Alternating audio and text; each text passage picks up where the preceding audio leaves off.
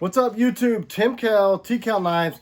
We're doing this video from inside the shop because we just got the steel in to start work on the MR-1. What is the MR-1, you say? It is absolute Pikal perfection. What is a Pikal?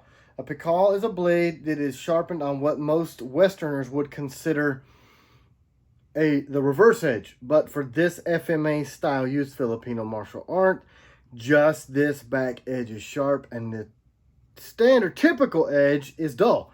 So we've really winnowed this down and making it kind of like a false edge, but that's going to help it for more of your point driven type of work. But a Pikal by name in Filipino is to rip. So this is a reverse grip blade. So we made it to keep your fingers completely in line so you make that natural fist, right? A fighting grip, you gain your strength from here.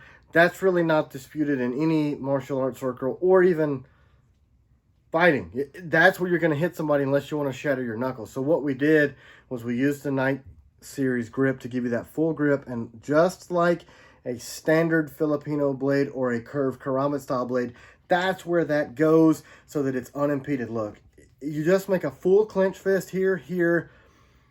This ring is big enough for you to find that in gloves. It's got a little bit of a sharpened down point here. If you want to do some motivated head knocking type of stuff. The steel is super special on this blade.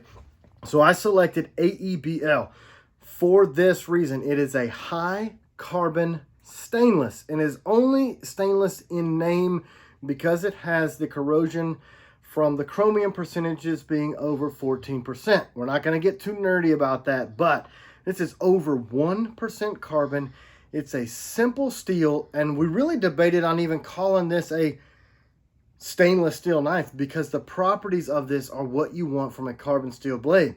So it's a simple composition steel, so very durable, high carbon, so it takes a freaking razor's edge, and it's going to stand up to more of your pushing and prying type of movements, which makes it great. But because the Marines wanted us to do a blade that's more corrosion preventative, we needed to go with something with a higher chromium. So this is not commissioned by the Marine Corps. That's a crazy process. This was a few guys in a unit reached out before they were going on a deployment and said, this is what we're looking for. We can't find it. Can you make it? Yes, we made it.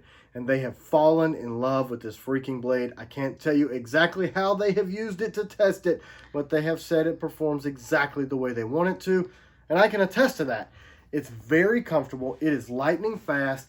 And if, say, you were behind a big piece of rope, say a piece of rope about, I don't know, that big around, and you got behind that piece of rope and you did this, you would cut that rope really, really, really deep piece of rope. You know what I'm talking about? Wink, wink, wink, wink. So it is fast on the reverse cuts. If you're going to do that defensive style strike, I mean, imagine that across the zygomatic, which you would never do, but just imagine it, right? Woo! Man, that thing is so sharp and so thin. That grind line is high enough to make that thing just flying through whatever you're trying to fly it through. And the lubricity on this is just, it is like oiled freaking glass, right? It's so slick. And that aids in cutting, and that is what you need this for. It's a thin stock, 125 thick, so thin. But because of the steel selection, and we're pushing the 1% limits of high carbon, it is very, very durable and takes a nasty freaking sharp edge. For a defensive style blade, it's about what you need to get, right?